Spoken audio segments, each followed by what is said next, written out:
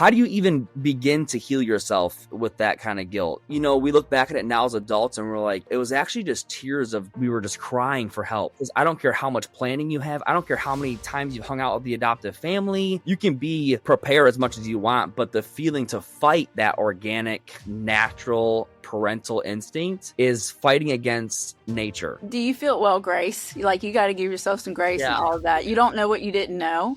Right. And do you feel like you were more trapped because of the show? It was always a but. Like we would say, it was really hard, but she had such a great life. And it was devastating and sad, but, you know, and it's like we were trying to make sense of the pain. It took years of therapy for us to even get to the point where our therapist was like, stop saying but. And that's it. It's almost like your brain's trying to like heal and make sense of this pain. So what do? You advocate and talk about how great it is and this is beautiful. And I want to get to a point where adoption is not necessary. Welcome to the Keeping Your Power Real Talk on Resilience podcast. I'm your host, TraciDoula. I'm a family and birth advocate, a mentor, and your personal encourager.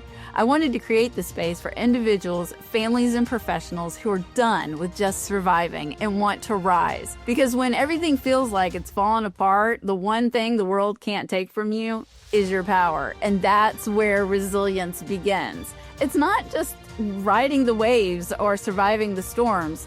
It's about how to overcome the challenges. So whether you're in the thick of it or reflecting on where you've been, pull up a chair and let's navigate the hard conversations and the beautiful stories that together we can be honest and use empathy and have a desire to grow, all while, of course, keeping your power in the process.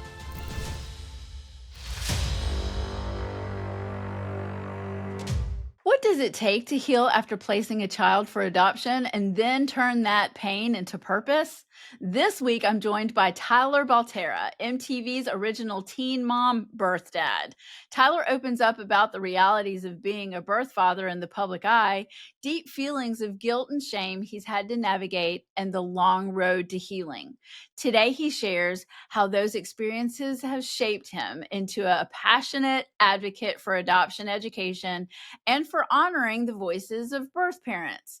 This is a raw and powerful conversation about grief, growth, and the finding meaning in the honest, hardest chapters of our stories. Join me as Tyler talks about change and the world where adoption didn't have to exist and keeping his power in the process. Welcome, Tyler Baltierra. I cannot believe that I am talking to you. Super excited that we are actually going to talk a lot about adoption. When I started watching Teen Mom back in 2000, I guess 8 and 9, and ran across Teen Mom, I had all of my kids. They were running around, and why would I be watching that show? I saw just the advertisement of you and Kate, and these are the people that are going to be featured and the thoughts of adoption. And I actually put it on my calendar to watch each episode because I am adopted and I'm also a teen mom. So I was very intrigued by how this was going to work. And I was really interested in how you and Kate thought about everything. You know, I'm not going to put words in your mouth. I can't wait to dive into your brain on a lot of this, being an adult on the other side, right? Because our brains form and we're like, oh, wow, what just happened to me? So, you know, without everybody assuming that they know who you are, I want you to introduce yourself, and we're just going to start with that. Awesome. Great. Yeah. Well, if you don't know, my name is Tyler Baltierra. I was on 16 and Pregnant in 2009. Me and my now wife, Catelynn, were featured on there. I think the main thing that people really recognize with us is that it was the first like raw reality docu-series of adoption, from being pregnant to delivery and then post-relinquishment and all that kind of stuff. So yeah, and we've been on TV for too long.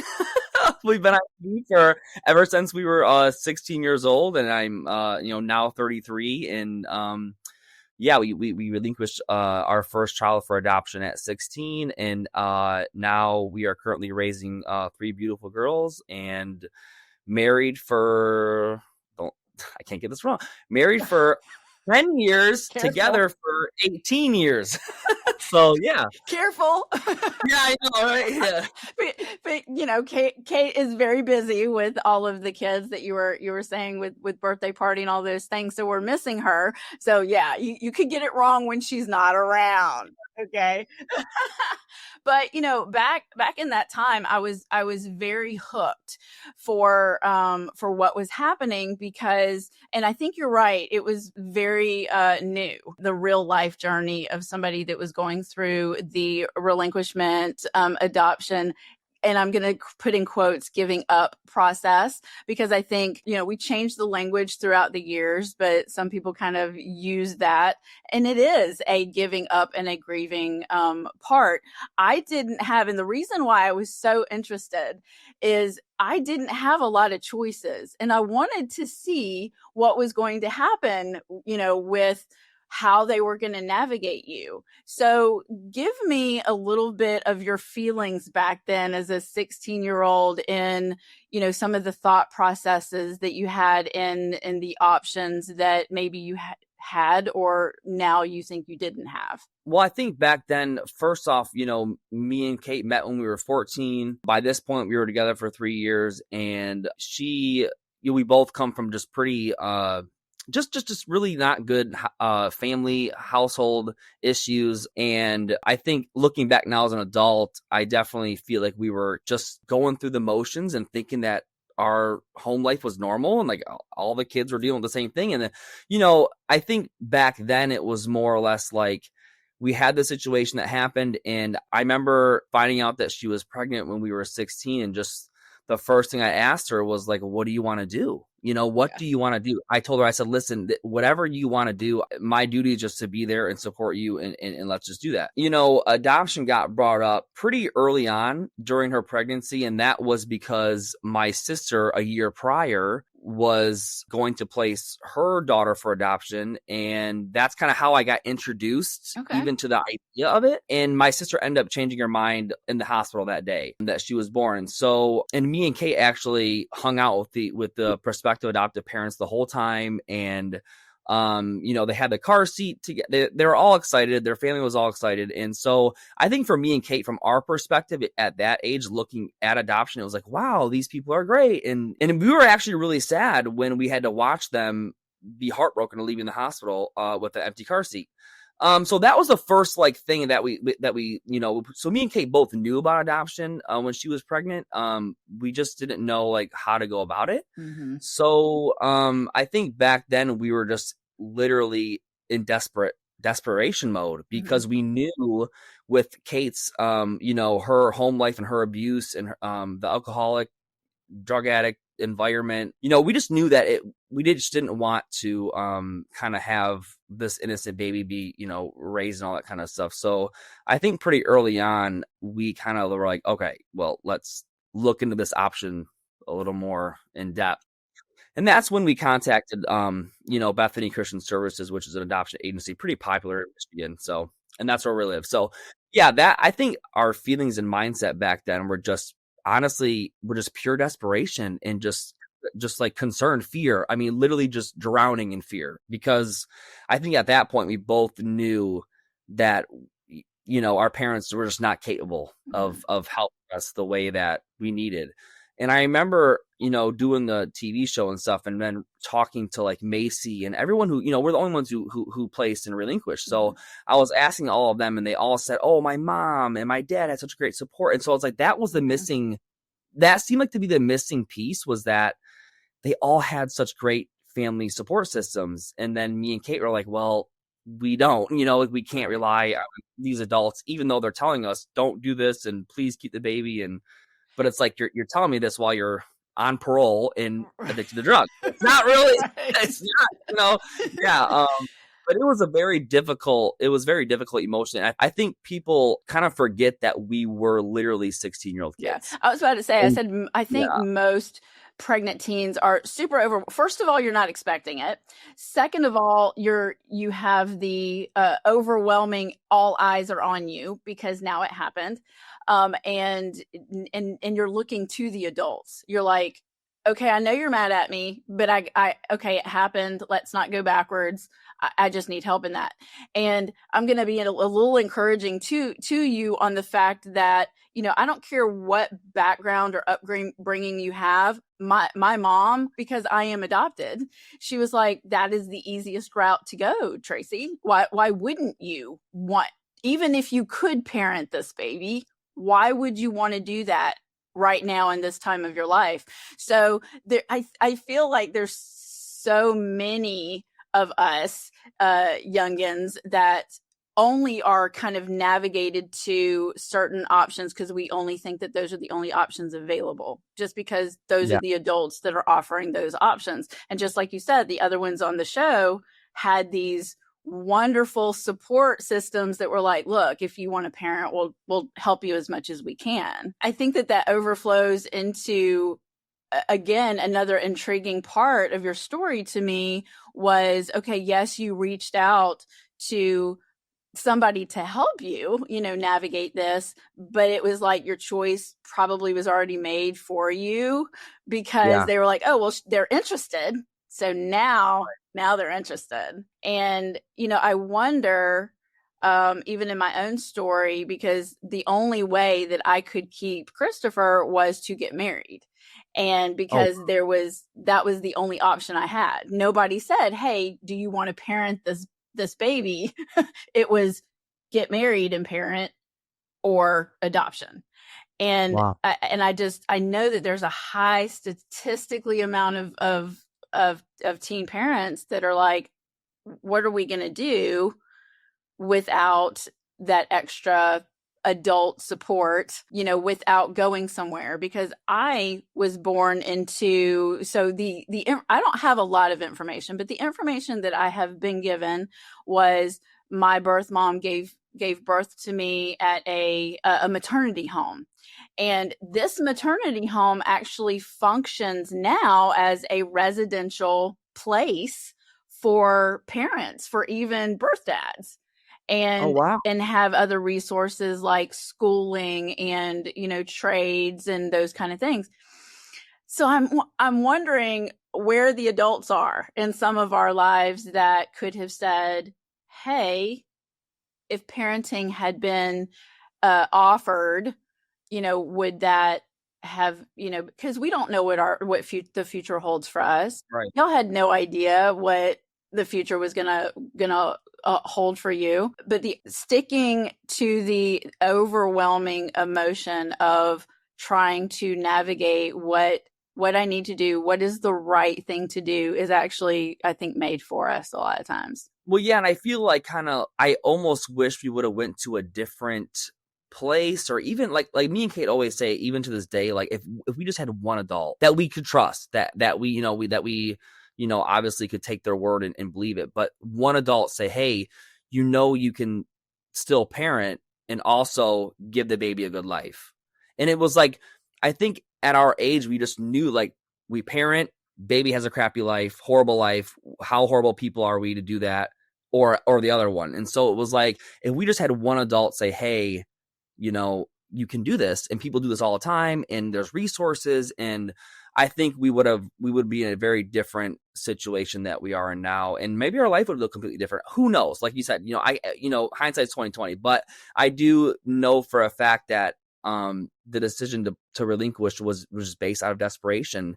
And I think one thing that kind of happens, I think when you're young, especially 16, 17 years old, like so many adults are telling you that you're so selfless and you're so strong and you're doing the best thing. And it's like, at that age, you have no choice but to believe them. And so you're like, all right, like, my soul's telling me not to do this. My brain is saying, yes, it's a logical thing to do, And so I think for us, it's like, how do you fight such an organic, natural, our human species is to protect and love and care for your offspring. And so how do you fight that, like, millions of years of evolution to, like, not to do that? And I think people telling you all these things like, hey, this is the best thing. And then obviously going to the adoption agency really solidified it, because you're walking the doors, they already know what you're thinking. Yeah. So they kind of, I think one thing that's interesting is that me and Kate think about, where it's like, we will go into this adoption agency, and what they tell you is that how hard parenting is going to be. They make you break down how much the costs of diapers are in a year, Yep. how much, all these things really. And it's like, they kind of like, in my opinion, right? This is just my opinion, but I think they disguise facts with they kind of like use the facts of, well, this is a fact, how many $1,000 per month for diapers, and can you do that right now? And it's like, well, the answer is no, we can't. And so it's like, in a way, it's like, that's another layer of like adults in your life telling you this is the best thing, adoption agency saying, hey, you can't parent even if you wanted to. I'll say it. It's emotional manipulation. And that's one reason, because I counseled at a crisis pregnancy place for years. Oh, wow. Okay. And when, so we went to some teaching thing, continuing education kind of stuff on counseling. And, the main reason why I quit after this, was we went to this continuing education thing that was on, have you heard of the curriculum, Decisions, Choices, and Options? Yes, I have. Yes. Okay. So, and here's the thing. I was sitting in this church auditorium, and they're talking about this curriculum, and they're showing videos of y'all. They're showing videos of how strong and how courageous and how wonderful this choice was. And I'm thinking to myself, but you're not interviewing them. You're showing their story. You're using their story. You're not using their words and their heart. You're using their story. And so I was even more intrigued by, okay, I get it. But then I asked the question, and this is why I was not okay with any of it anymore.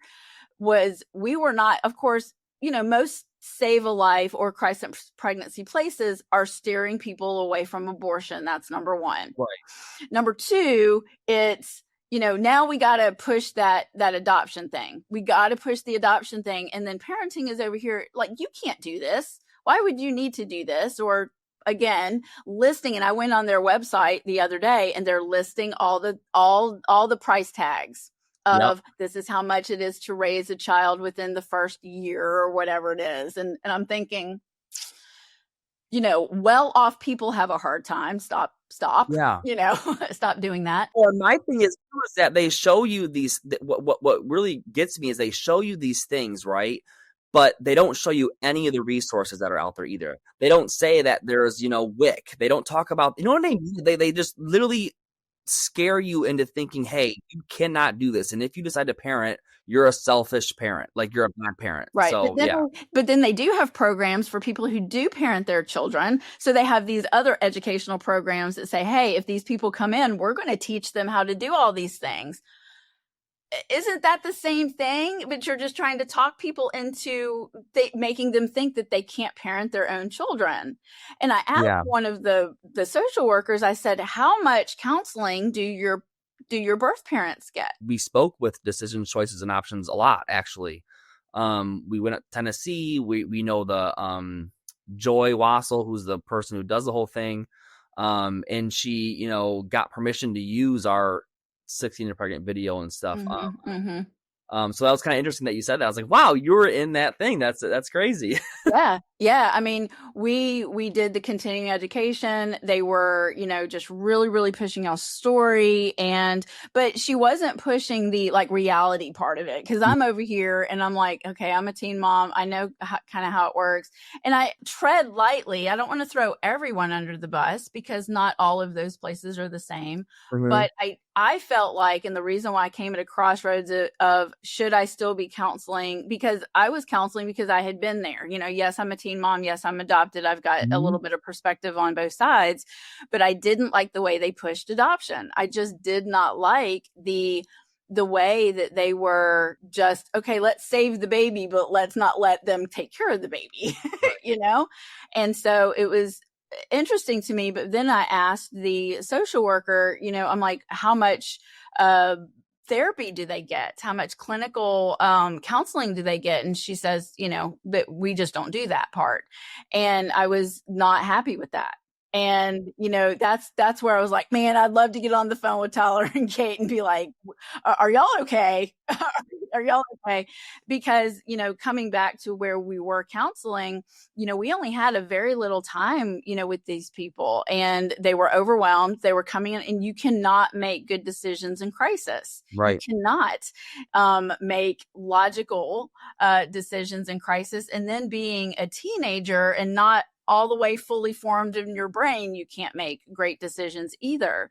So, I was like, okay, I'm not good with this. And I actually stopped counseling there and did other counseling, like on more of a medical bus, and just evidence-based information. And here are your options. Where do you feel like you need more resources and information? And if somebody said, I just cannot see doing A option or B option, then I'm like, okay, well, where do we go from here? And here's just this big, thick book of like any kind of resources that you could think of. But sometimes it meant that person did not need to be in their home situation. But then we're not even thinking about baby. We got to think about the person who's growing the human, or the people that are doing that. So it's about safety first.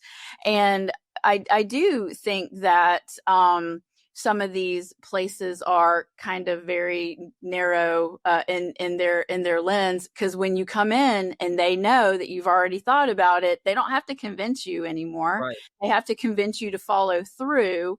I don't again want to talk bad about all of them, but the predatory behavior on birth parents, I think, is pretty big in the U.S. Definitely very evident, especially when most adoption agencies, over 25% of their budget goes to marketing. And I just thought that was, when learning that, I was like, wow, so you're marketing to get them in the door. And I thought it was interesting because if you use Google and type in pregnant teen scared or whatever you type in, you will get sponsored. I mean, it's very, they spend a lot of money on marketing. And I thought, wow, that's so strange to market towards crisis. I thought that was really a weird kind of like, I guess my whole thing with it is, how do you remain ethical when there is so much profit to be made and so much commodifying of children, and then also telling young kids that, hey, this is what you need to do?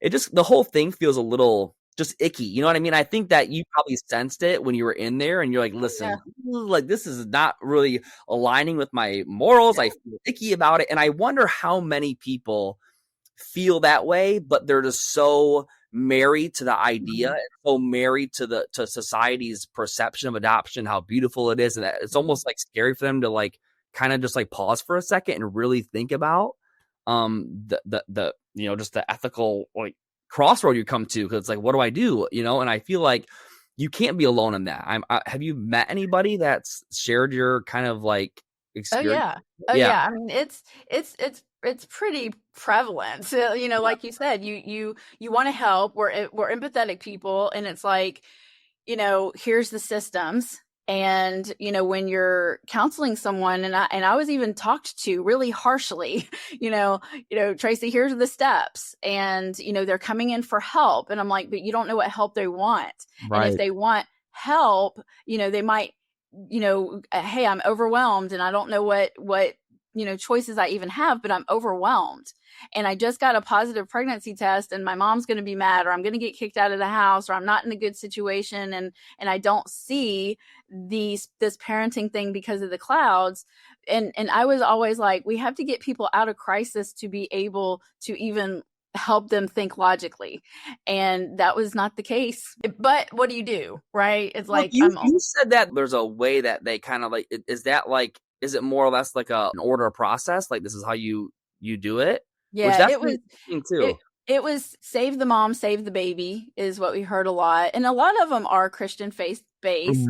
And that's great on that side. But, I was seeing, we have to talk them out of, the abortion process. I'm not going to talk anybody out of anything. Right. First of all, I'm just giving evidence-based information. Here are your choices. And I'm not going to, I'm unbiased, very, non-judgmental, although, I do call myself a Christian. I am a believer, but there's an ethical part of everybody has free will. You can do what you need to do. I'm just going to support you in your psychological well-being in the process. And that's what I didn't see. I did not see the nurturing and, hey, you are a human being in a very overwhelming state. And you don't see any way out of that. Yeah. And that was, and I definitely wasn't going to talk somebody into not parenting. Right. I'm not going to talk them out of an abortion either, but I'm definitely not going to, say, hey, you don't need to do that. Look, you're still in school. The things that were told to me, you couldn't quite possibly give this baby what somebody that has 2 income and all the money in the world or whatever. And I think that hit me in the face when I started doing birth work, because I am a doula. I do a lot of postpartum care, and I'm doing a lot of continuing education around being with your biological people. And of course, being an adoptee myself, there is a separation of something that happens from not being with your biological people. And although I had wonderful adoptive family, there is still a separation that's there that psychologically bends both families. And I was seeing more of that, and I was interested in that part of it too. And so I definitely wasn't going to tell somebody, hey, you're not cut out to be a parent, when this other family with all the money in the world and all the love, we talk about, oh, this family's going to give so much love, which could be the case, but love doesn't cover a multitude of what happens in here either. And I think that the adoption talk and industry talks a lot about, we don't talk about that because we don't want to talk about that. Well, yeah, I kind of feel like, with that being said, like, you kind of like, it's one of those things where parenting isn't the first thing that we try to figure out, because I think we can't pretend to be naive anymore. We can't ignore the studies that, obviously a baby, when it's safe to do so, is always better off with the biological family. And we don't talk about the fact that every adoptee has experienced maternal separation trauma, and that is just, it's a fact. It's what happens. This is biological. And I had, and I'm pretty sure in being a doula, like the fluid, the smell, like it's such a vital thing for those that first, getting those brain neural pathways running good. So, and I think adoption agencies are being neglectful by leaving out that information, by saying, hey, this is what maternal separation trauma looks like. This is what, this is the suicide rate versus normal population versus adoptees. It's just facts. And I feel like if people were more transparent about it, I think we'd have less adoptions. And I also believe that, I think it's weird to me when people say, well, we want more adoptions. And I'm like, well, why though? Because adoption is supposed to be a child welfare program thing in crisis. And so I think everyone should say, no, we want less. So, and how do we do that? Well, you support the mom, and you have a healthcare system that takes care of all their people, just the basic stuff. I just feel like people don't really understand kind of like how they leave out specific information and facts and then tell you other ones instead. And, I will say that, like, you are correct that it is very heavily religious and faith-based, a lot of the adoption agencies. But I think what it comes down to is that Christians have kind of grasped abortion as the problem, right? And so they're looking at adoption as the solution, and it's just not the case. We have studies that show that high percentage of birth moms was either, I'm going to parent, or I'm going to, that never was like, oh, I'm not going to get an abortion, I'm going to do adoption. This just isn't the case. So I think that kind of gets swept under the rug a little bit. Absolutely. And so I think there's a lot of work to do. Well, I think there's a lot of work to do, but there's a lot of accountability in it too. Because looking back, so look back at 16-year-old Tyler sitting in front of who the adults were in your life, and you're like, look, we just need help. We just want help. We're not saying that we're going to be like the best parents in the world, and wherever somebody is in their childhood or their teen years, you believe what people are telling you about yourself in the first place. That's just high school for you. And I looked at that pregnancy test and was like, oh heck no, this is just not the case. And I was even in college, and it was just not something that was in my head. But then I thought, well, first of all, I would absolutely be better parent to this child than anybody that wasn't biologically related to them. So I absolutely could not imagine going into somewhere that has marketing for you, right? Yeah. So looking back, on that, or kind of like tell us how did you feel out of control? Did you feel just like really lost in that process? And I can't wait to talk to Kate about this when she's not busy one day. Yeah. Well, actually, I mean, I think the whole length of the process is out of your control, and I think the system relies on you to feel that way the whole time. Because when you're that young and you feel out of control, you're like, I need a solution. Well, then they keep saying, here's a solution. And it's like, I feel like, I guess my thing is too, is that, it's desperation, it's fear. And so why are we not, focusing on that? Cause that's as a birth dad. So I know that you and Kate were really close and y'all were in this journey together, but did you always feel, I feel like when I talk to birth fathers, it's some of them are like, well, it's her decision. I'm just going to support her in this, which I get. And I totally respect that. But then this is your baby too. Yeah. And I mean, honestly, I feel that, and I did,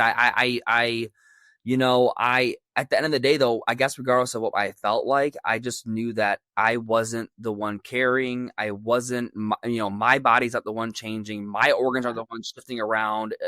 So I felt like not only did I not feel control in the whole situation of being a teen parent or in this crisis pregnancy, really, I felt out of control of even having a say, I guess, or having a so in what happens, because I just kept saying, whatever you decide, I'm going to support. That's it. That's all I could really do. And I think as not to like, bring it up, but I feel like that's one part where I feel like men, we just kind of get the when it comes to that, we get the short end of the stick a little bit. And I understand it because I do too.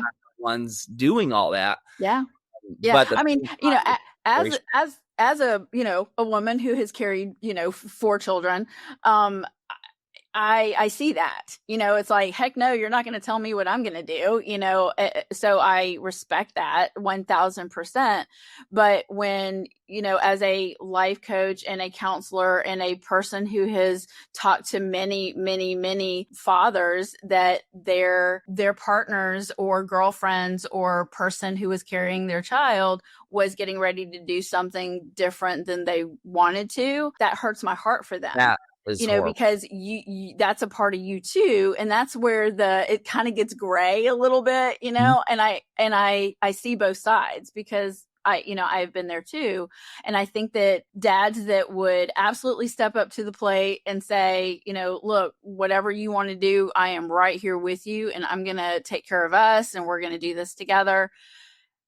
That's that, right? And then you have, some that are like, I don't care, you do what you want to do, I'm out, whatever. So then you have those people, so I get it all. But if somebody really is in it for the win, in it to win it, we need to listen to those. We need to listen to those dads. And I do think, I'm going to tiptoe around this too. I'm not sure what laws need to be put in place to protect those that would absolutely, like you, be 100% in, because I don't think that there's anything that protects the dad parent. Well, yeah, there's actually not. I've actually had multiple, adoptees come to me and say, hey, I did the DNA, search. I found my birth family. And when I met my biological dad, he had no idea I existed. He had no idea. And some of them actually say that they were against the adoption altogether. And then they stopped talking to the mother. And then they just realized that, oh, you must have parented and you didn't want me involved or whatever the case was. And then they find out, no, she Right. played. I mean, it's interesting how, there's not really any, there's no protective parameters in place for birth fathers at all. Yeah. I can imagine actually if I was like so set on parenting and she was so set on adoption, that would be really difficult to deal with. I can't imagine what that would be like. But I also feel that, it's like you said, it's one of those things where it's like, ooh, like I have a say, but I have like 40% of the say. And Yeah. like I can't take it. It Yeah. can't be 50-50. You just can't. Yeah. So, But you have a respectful say.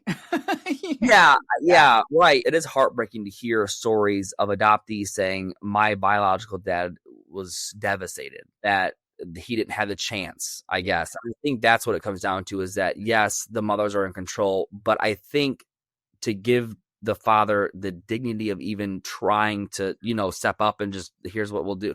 It's just that's unfortunate. And But in the foster care system, when we talk about, even kids that are not raised with their dads, we talk about, how much dad was needed to be present in their lives. We talk a lot about that in the foster care system, and, men need to be present in kids' lives. And then, it's like, oh, well, you don't have a say. You don't have a say, or you don't have a say. I think that there needs to be some work or some movement around that. But with the political climate the way that it is, dad's just like, nope, you sit down, shut up, Tyler. You sit down. Fast forward a little bit. So talk a little bit about the relinquishment in itself. On your side, and like I said, I hope to talk to Kate one day, and because I don't want to put words in her mouth either, but tell me how that felt. Well, I mean, honestly, I think in the hospital, me and Kate both kind of like we it was like unspoken words, but we held her and we were looking at each other, and we both knew, like, we had the same thought without saying the words of, like, we could just leave right now. Like, let's just get out of here, and like screw the adoption agency, screw our parents. Like, we just wanted to, like, literally, let's go wrap the baby up in a blanket. We'll go run under a bridge somewhere and just, that's it. And I think me and Kate talk about it. It took a while, post relinquishing, to actually be able to, like, admit it to ourselves that we both had those thoughts. But it was, like I said, I mean, I can't imagine. It was devastating for me. So I always say, like, I know it was, times 1,000 for her. Because, especially learning about just the biological connection that you cannot sever, especially the fact that, Kate was a woman who birthed a girl, and it just, there's so many, like, so many things that you can't sever biologically. And so, it's the fight or flight feeling that I think people don't, and what you see in the 16 and Pregnant episode is, a lot of tears. But and it's tears of sadness because we know what's happening. Mm-hmm. But it's also, we look back at it now as adults and we're like, it was actually just tears of we were just crying for help. Like, please, like, we, because I think people get it confused that birth parents, I don't care how much planning you have. I don't care how many times you've hung out with the adoptive family. I don't care what it is. The day that the baby's born, it's whatever you had planned, whatever you had written on a piece of paper, it just, it blows up in your face and you don't even really expect it. So you can be prepared as much as you want, but the feeling to fight that organic, natural parental instinct is fighting against nature itself. Yeah. And so I think people think, oh, well, you had plans and you talked to people, I know it's sad, but it's all good. It's like, no, you don't really know it's all good. You feel like you are completely alone, and like we felt guilty for even thinking about parenting. Right. And that's kind of what I think people need to understand, that, when we say coercion, it's a very slow, it's not like like right away. It's very slowly built up to believing that, oh, I even felt, and we look back at it now, and you're a mother, you get, like, I felt guilty for wanting to even parent my own child. Like, what kind of environment, what kind of words are we hearing to even have that guilt feeling of wanting to parent? So because people had told you the emotional manipulation. I mean, I was married 31 years to a narcissist, Tyler. So wow. it's the building of, they know what they're doing. They're planting seeds all along, and that's why I call it predatory, because And they're you planting feel it seeds all along. inside as the person receiving it, like you, and it's so weird because Cognitive dissonance. Yeah. instead of calling it out, you're like, ooh, Yeah. it's such a weird, Yeah. it's a very weird experience to even admit later on that you were coerced, or even admit later on that you were, fed certain stuff. It's difficult because how do you even begin to heal yourself with that kind of guilt? Do It's you difficult. feel, well, grace, like you got to give yourself some grace Yeah. and all of that. You don't know what you didn't know. Right. And do you feel like you were more trapped because of the show? No, actually, I Yeah. feel like the show, me and Kate say it all the time that, the show really, because they can't film you just watching TV and stuff. Like, you have to Right. talk about stuff. So it really, I think the show actually helped us, talk out loud and kind of how we were feeling in real time. That's So great.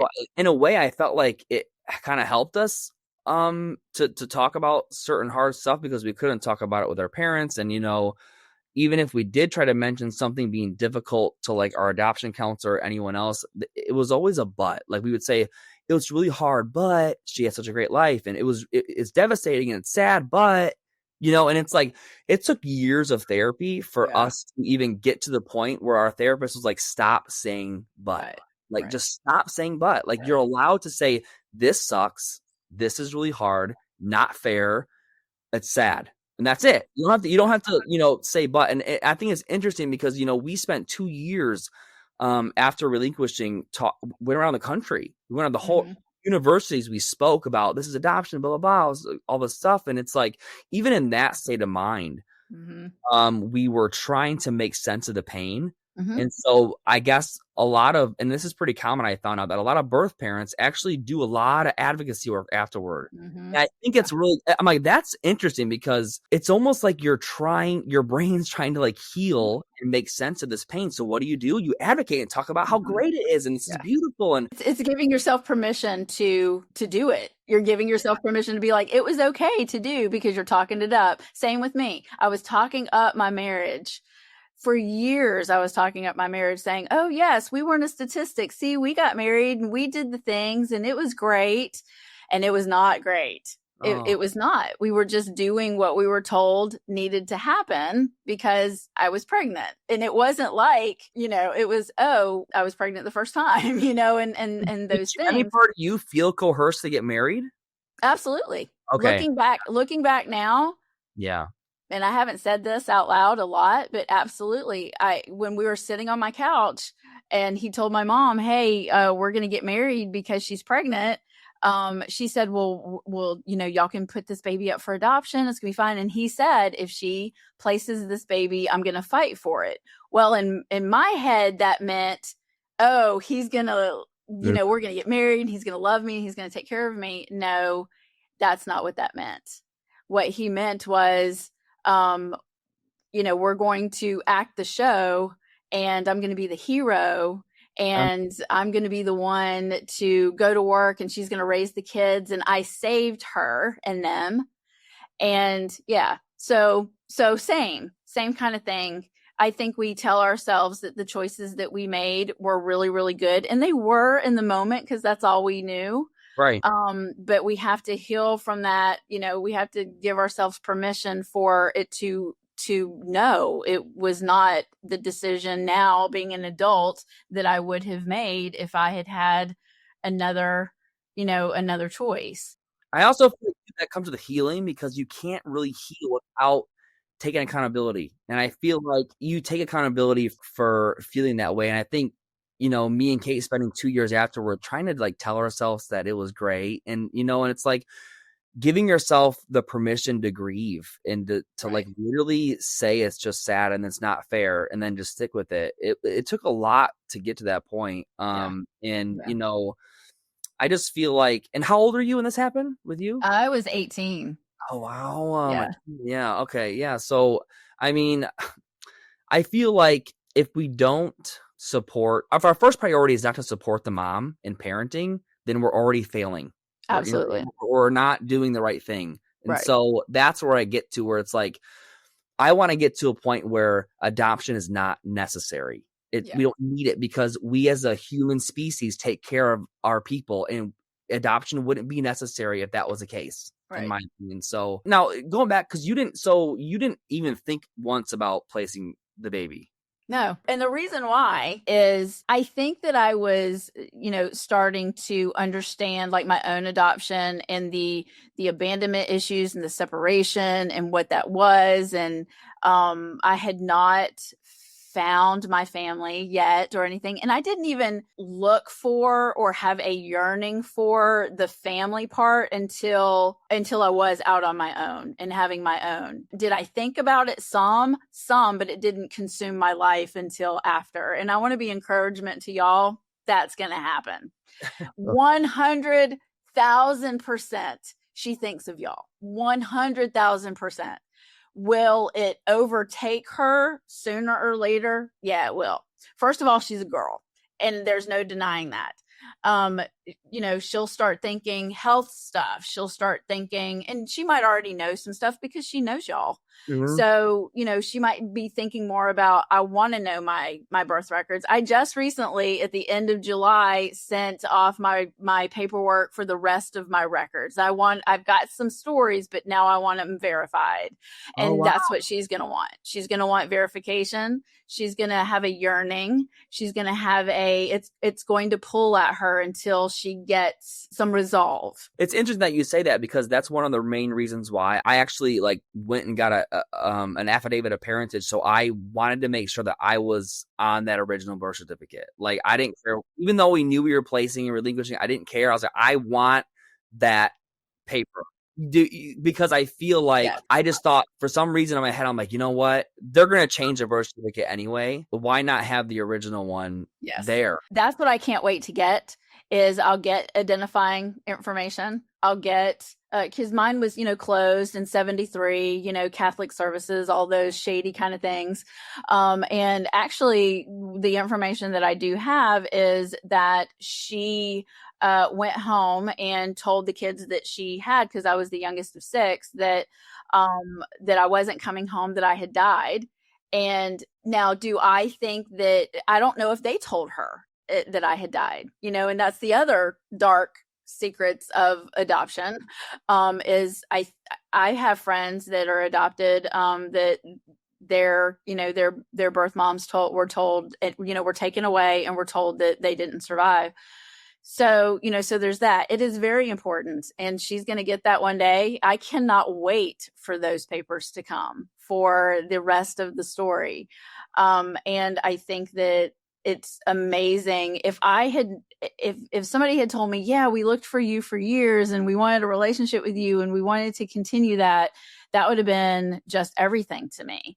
And not necessarily the relationship, but just the open communication of, we care where you are in your life and what's happening. But also, do I have some judgment on the adoption family side of every equation? Yeah, because they can kind of mess it up too. But I do think, my mom, I think, was doing the best she could with what she knew how, and not having the resources.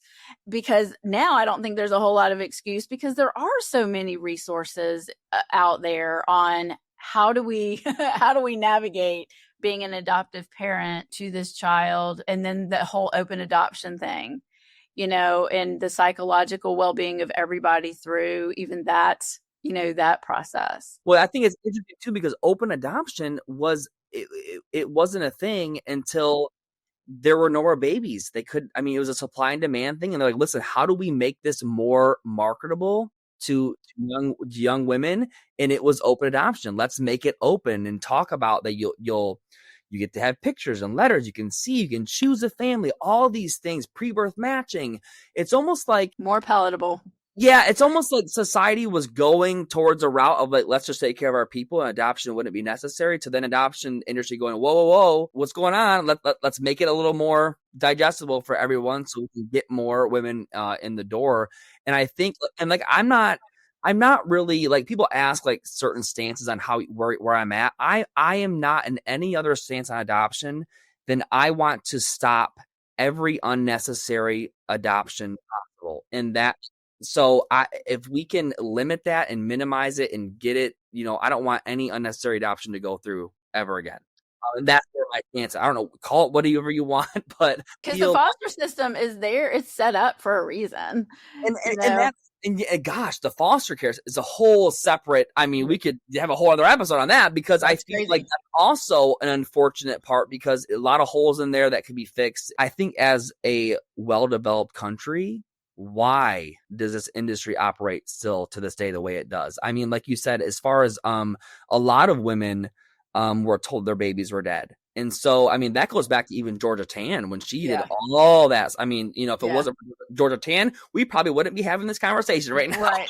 So it's one of those things where adoption doesn't ever happen unless someone's not taken care of. And that to me is the female. That is the woman who's the first thing is support in that. And I think just family preservation, why is that not a top priority? Right. It's so weird to me that oh, well, you're, no, we'll just, there's another family that's better. And I think the interesting message that a lot of birth parents get is that in order to be the best parent is to not be a parent at all. And I think, wow, that is just so that's crazy. And it feels opposite of what you feel inside as that parental instinct. Like, whoa, in order to be a good parent, it's to not take my baby home and, you know what I mean? So I had to sever this in order to be a good parent. It's just a mind. Mm-mm. Yeah. Did that overflow into parenting your kids now when you first, had your other children, going into that? I think honestly, I will say that, being a birth father first before being a parent that raised children, it really helped me just be like, okay, this is something that you have to really hyper focus on and realize that you can't take anything for granted. And I think, I don't know if that's a trauma response or what, but we were very motivated to kind of break our generational trauma curses that were going through our family. And we were so determined to just be the best parent that we can be. And I do think though that even for adoptee, did you ever feel when you had your first child, you felt it's like you're staring at someone who it's your first biological relative, really? I mean, that you're able to feel, hold, smell, whatever. It's a different experience. I mean, that's a whole. It is absolutely.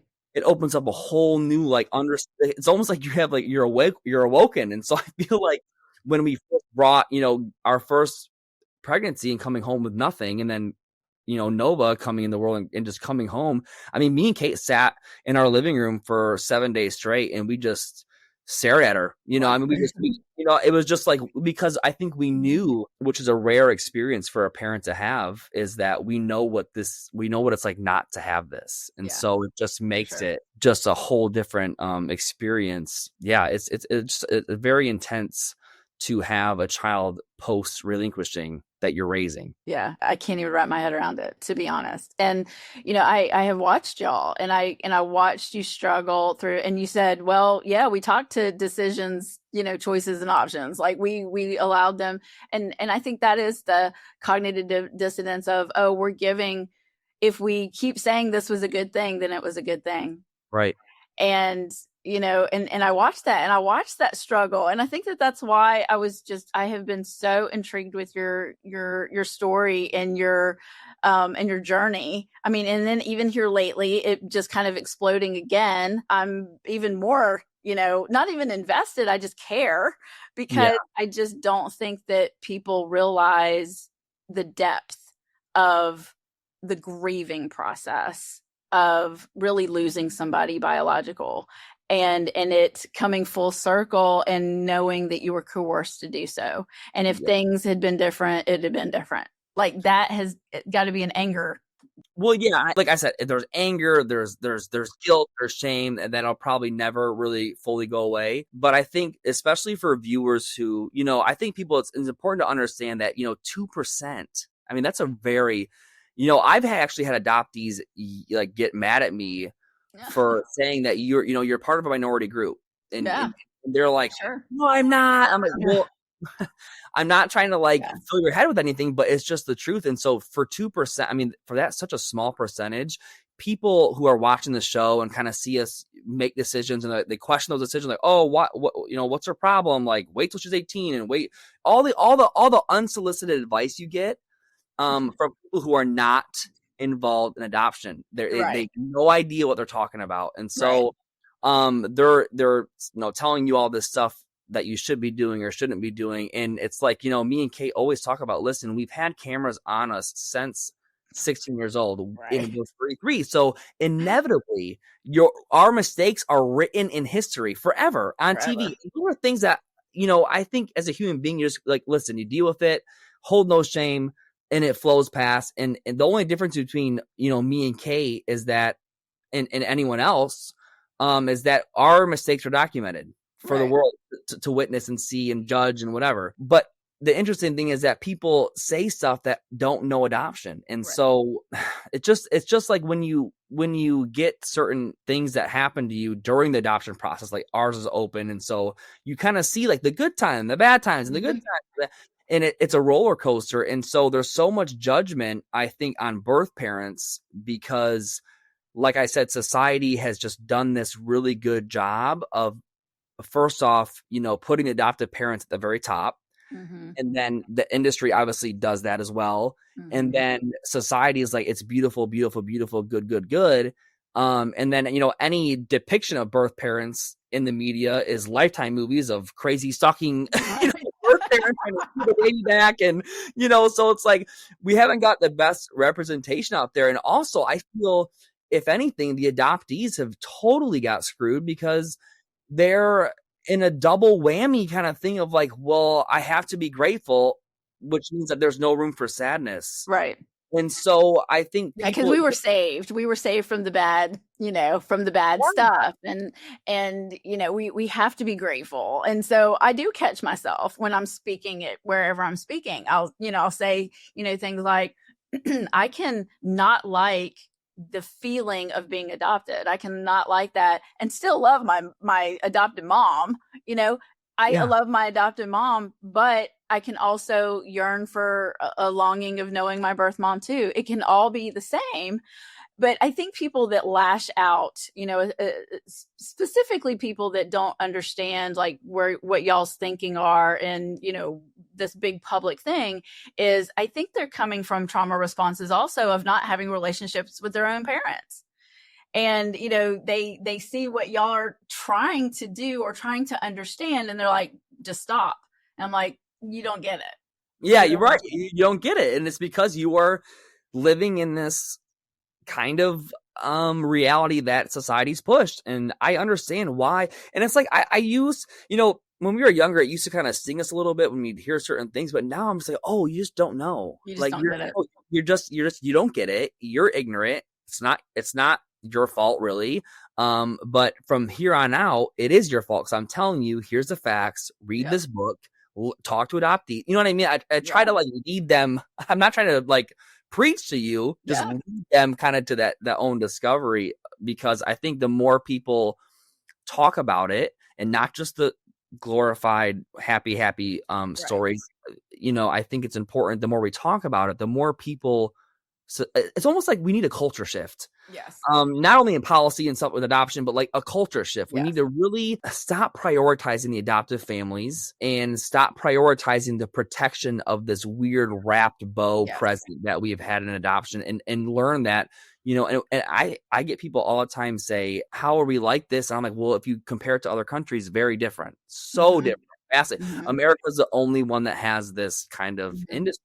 And I think there needs to be more of accountability on adoptive parents to like, why are you adopting? Like, why are you doing this? Like, why are you really, truly doing this? Because, growing up being adopted or, even coming into parenthood and the circles of parents that we were friends with, and people would say, yeah, we're done having kids, but we might adopt. And I'm like, why? Why is that on the tail end of everybody's family or even at the beginning of family? And I have family members that have adopted. Okay. We're a very diverse and I am engaged to somebody that has two adopted children. I get it. I really do. I want, if people can provide and somebody needs to be provided for, great. But there needs to be some accountability on the front side of a family that's like, oh yes, I want to save this child from wherever they are. That doesn't need to be the first answer. Right. It just doesn't. Well, I also feel that is also accountability goes down to the adoption agencies. Why are you not 100%. Requiring these prospective adoptive parents to complete 2 to 3 years of trauma, grief, and loss therapy, not being able to have their own biological children?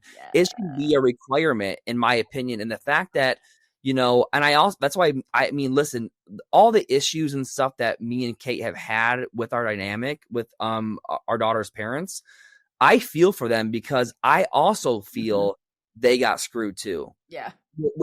They got screwed from their idea of what this adoption, parenting, actually not even adoption, just their whole plan of parenting got messed up, and it's not their fault either. It's like you trusted this agency, you trusted these people who were experts, who knew more than you. So you go to them, vulnerably, like, hey, this is what we want to do. And why are they not educating the adoptive families on, no baby's a blank slate? It just, like, there needs to be more education about the experiences of adoptees, because at the end of the day, they are the most affected by this whole industry, this whole decision. And so talk to them, learn about it. I can't tell you how much I'm learning stuff every day. But there's such a common theme with adoptees and their issues, that how are we missing it? Like, I'm surprised there's not more studies done. I'm surprised, why are we not prioritizing learning about this, and also just talking about the importance of genetic mirroring and just there's just so many things that we could, do differently to help. Because it's a money-making business. If we throw stuff out there, then we're responsible for it now, Tyler. It's the same with other stuff. They can do studies on this stuff, and they're like, oh, we don't want the public to know about that, because if we know about that, then we can't market. We can't say, because biologically, you're going, if a child is not with their biological parents, and I even advocate for even surrogates that have babies that they know are not theirs genetically in any way, or maybe some gestational carriers for whatever the situation is. I think all babies need to be with their biological birthing person for at least 48 to 72 hours to get that initial chemical reaction bond. If it could go further, I think that'd be great, and have a transitional period.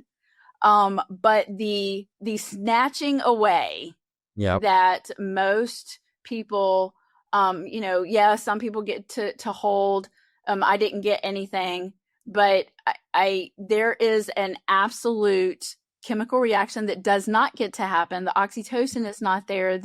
There is always going to be some void. And whether you categorize yourself as an adoptee on having an abandonment issues, or not understanding why you don't want to be alone, or why you feel alone in an empty room, or maybe some identity things even later on in high school, or in college.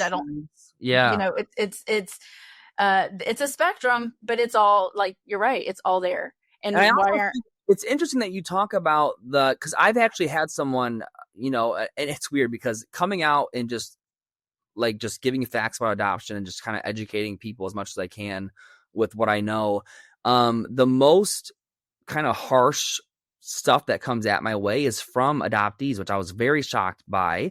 I was like, wow, this is interesting. But it all makes sense, because it's triggering and whatever, and makes them kind of think about stuff maybe they don't want to think about. But they said, well, if genetics is all about biology, then they asked me about surrogacy.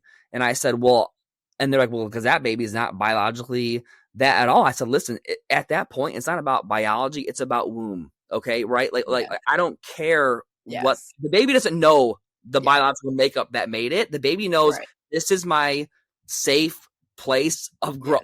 This is my womb. So whoever's womb this belongs to, I am Yes. it's my safety place. Yes. So Yes. I think they were mad at me trying to like kind of throw me for a loop. Well, if you say genetics or biology is all that matters, what about surrogacy? And I'm like, well, I'm when I say biology, I mean womb, like Right. the baby, and it's such a vital thing that Yes. like it's actually Well, sad. it's amniotic fluid, so yeah, so it's Yeah, amniotic fluid. Tyler, talk about it. Yeah, it's very important. Yeah, what comes out, and then the person who gave birth is also going to produce the breast milk that is going to be provided for that baby. And so when our bodies know that the baby has come, then it relinquishes the placenta, right? So, but if we do know scientifically that if we smell baby, have baby close to us, the skin to skin, baby's system regulates that sugar, that's respiration, that's temperature, your milk comes in better because you know that you have to nurture that child. I don't care if it's a surrogate or a biological parent. Right. And it's hard to grasp for a lot of people, and the reason why I was thinking so much more about it, and I understand the grieving process for birthing families more, is because of understanding that and being in birth work and seeing it all the time and being in the birthing process with a lot of people, but also not getting that with my own mom. I'm thinking, oh, wow. And hearing the story that my mom went home and cried for several months, that makes sense. I wasn't around. She didn't hold me at all, but she still had this grieving process she went through. I think it's out of reach for a lot of us to wrap our heads around when you're not in it, especially people that want to be negative about it and comment about it that are not in it. But adoptees that have not wrapped their heads around their own feelings of birth, and this might get frou-frou, but we think the way that we think due to the birthing process, and that's EMDR and all of those kind of things and the therapy and that. But if you can't go back and think, okay, what was going on in my biological parent's life for me to be here, maybe as a teen or an adult, then you're not going to understand what we're talking about. Right. You're just not. And that's why I want for adoptive parents to always be in therapy. I want them to be in therapy with their kids. I want their adopted kids to be in the therapy alone. Yeah. So they can talk about their emotion, because I'm going to be honest, as much as I loved my mom, she's been gone since 2020, but as much as I love her and she was doing the best that she could, there was absolutely things that I could not talk to her about. And that was my adoption, because I was going to hurt her feelings. So can I, when did that happen for you? When did you kind of make that connection of like, oh, if I talk about this, ooh, it's sensitive, or ooh, it was early on. Really? It was very early on. Because when I asked, when I in my like 15, 16, 17, I started asking some questions, like, hey, do you have names? Do you know, all this? And no, I don't really know stuff. And then she just shut down. So knowing my mom as well as I did, if she didn't want to talk about it, she walked out of the room, or she didn't talk about it at all. And I knew it was a touchy thing anyway, because in the 70s, it was all closed, and it was more of I can't have children. So me and my sister are both adopted. And it wasn't talked about because it was more a status thing. If you couldn't have children, you weren't really looked at very well. So we didn't talk about it a lot. And I knew it was going to hurt her feelings. And so when I was actually found by two biological siblings, we have the same mom, but not the same dad, who were relinquished, I didn't tell my mom, because I knew that she would not take it well. And I didn't want any rift between us. I didn't want to make her feel bad. I didn't want to make her any less my mom. And to be an encouragement to y'all and to put it just out there for whoever wants to reform this, I think it needs to be, if you're going to adopt, you need to be in therapy. Your kid needs to be in therapy alone.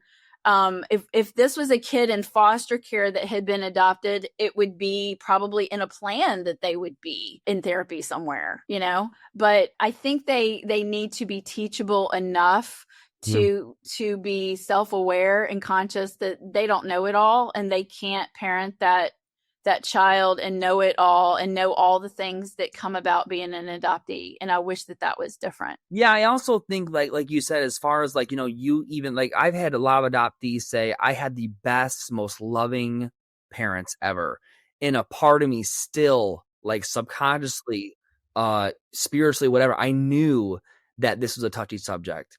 And so, I get a lot of adoptive parents say, I always talked about adoption. I always said, if you ever need help, I'll help you. I said, yeah, but you're not understanding though, that it doesn't feel that way for them. So, and I think it's interesting because, like you said about therapy ongoing, I think it's so important because in order to admit and say and recognize that, yes, therapy is needed for adoptees, adoptive parents, and birth parents after whatever, that you have to acknowledge that there was trauma that happened then. Right. So it's like we need to the idea that adoption is trauma is not to make anyone angry. Nope. It's not to make anyone upset. It's just what it is. And so knowing that, like I said, educating these people, I think any healthy, self-aware adoptive parent would want the child in therapy. Yes. You know what I mean? And I also think that, I think it comes down to a lot to intention. And so, my intention for relinquishing was to save my daughter from experiencing what we went through growing up. And I think adoptive parents are like, well, my intention for adopting is because I want to be a parent and I can't have children. And so when you think about it's like, well, it's supposed to be a system for child welfare. So it's not supposed to act as a service to adults. And it's not. And I know that really people get very offended by it. And I don't mean it to sound offending, but adoption is not a family building tool. It is not a service for adults to, create their dreams. I also think that the best thing that any adoptive parent can do is to sit with, you can't have biological children. That's really a huge loss in itself. And I think that diving into kind of grieving that loss first before thinking about adoption being a solution to infertility, that you need to start there first. I also think, talking with you, it's like, wow, I wish more adoption. I wish it was required actually that they have doulas involved in adoption agencies, because you guys can really tell and explain not just the birth parent of what the importance of this, of carrying this child and whatever, but also the adoptive family. Hey, this baby is going to need this, that. It's going to experience this, and that. And I'm telling you this in a medical sense, even just like, this is what needs to happen. It's like, I almost wish that there was a requirement almost like, hey, you can't place the baby unless you're willing to have skin to skin or what, stuff like that. I think would be really, it's important for people to know, and I think people, and a lot of adoptees will yell at me and say, stop telling me that I'm traumatized. And I'm not telling you that you're traumatized. Science is saying that you experienced heavy loss as an infant and you didn't know what was going on in your body. So that's all I'm saying. Right. When I'm in front of adoptees that are still in the fantasy world, fog. Yeah. Yeah. In the fog, in the fantasy world. And they're scared to say that they have any feelings. I'll just say, hey, do you have any big feelings around, your adoption? And it gets them to thinking, it's just like, I just plant some seeds and I'm available. And if you want to talk about it, one day the light bulb's going to go up and say, oh, that's what she meant. That is stemming from my adoption. It's not that you're growing up in an abusive adoption situation or, all the obvious things, but there's going to be some kind of void somewhere, and it's going to come up in different kind of things. And, if adoptees don't ever get there, that's just going to be on them. That's just, people just have to be self-aware no matter where they're coming from, right? But Tyler, I see y'all. I see you doing some hard work. And, I will keep going.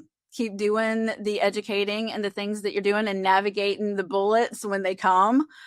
Sometimes they're swords. But you do have some great supporters out here that really see the journey that y'all have been on, and it hasn't been easy, and you're still unwinding it. Just give yourself some grace in all that's happening, and parent to the 1,000% of what you're doing, and the rest will come later. And as an adoptee that never got to meet my birth parents, and they're both deceased. I just want to be an encouragement to y'all that you have an awesome opportunity here. And I hope that you are looking at the hope.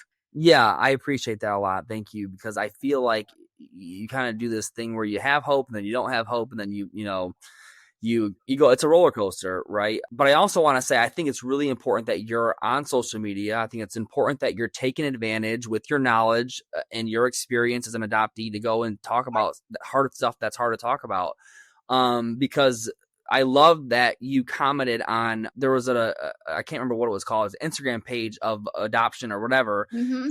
And I thought she was very, I'm like, is no one else seeing the attack mode that I felt? And you were right on there, like, hey, like, and you were so gracious and so kind with your comments. And I was so appreciative, because I was like, God, thank you so much that someone else is seeing how, her interaction with me was very interesting. And I think that comes from two different perceptions of the same experience, right? You're on the side of over here, I'm over here on this side. And so, I don't think that your actions or comments are because are trauma filled, and I think that some people just think that, oh no, now they're all like in this grieving mode and this remorse mode. And now they're going after adoption agencies or whatever.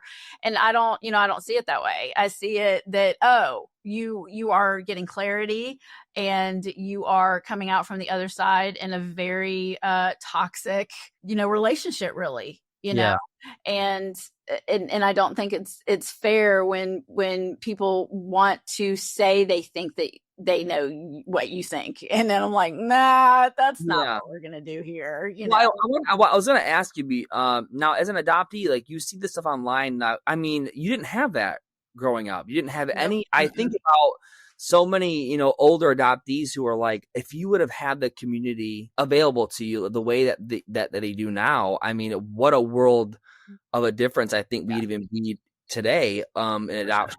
And I think that's the main important part, is that if you're an adoptee, reach out, go online, find adoptive groups, adoptive families as well. Like, there's so many things that you can find online in community and learn. I mean, I've learned so much from the adoption community, specifically adoptees, that I am so thankful for, because I think it's hard to hear some truths. Truths are hard to hear sometimes, but in order for good change, we need to face it, and you need to hear it, and you need to take the information and decide to do something with it. So I really think it's great that you're on social media and doing your thing. I actually had a guest on my own podcast, psychotherapist Amy, and she was great. She's an adoptee, and I love seeing the older generation getting involved. It's important. So I want to just say, good, you're doing great work too. I love it. And I'm so thankful that you even considered, I think that we feel a little gypped because there's so much more out there. And so we want to educate too. And we just want to make it better for the younger ones of us. And we're supporting you and those that are going to come behind us too. The next kiddos that are faced with these, I want to make it easier for them. I want them to have all the options and all the things, too. But, tell Kate I said hi if she wants to come, and we can talk another day too. But thank you for spending time with me, Tyler. Thank you so much. Thank you. All right. We'll talk soon. Bye. Bye. Thank you for spending time with me today. If you follow me on TikTok at TraciDoula4 or Instagram at TraciDoula, you know how I like to dig into the deep conversations. If you don't follow me on those places, you should, as well as this podcast. As we lean into honest conversations, especially the hard ones, remember that your journey has power and your healing lights the way for others. The work you're doing ripples further than you know. If you'd like to work with me, whether it's coaching or childbirth classes or workshops if you're a professional, or mentoring, or maybe even speaking at an event, visit TraciDoula.com. And if today's conversation spoke to you, I'd like to hear your thoughts. Reach out anytime through email at hello@TraciDoula.com and feel free to leave a comment. Until next time, move forward with intention and keep your power in the process.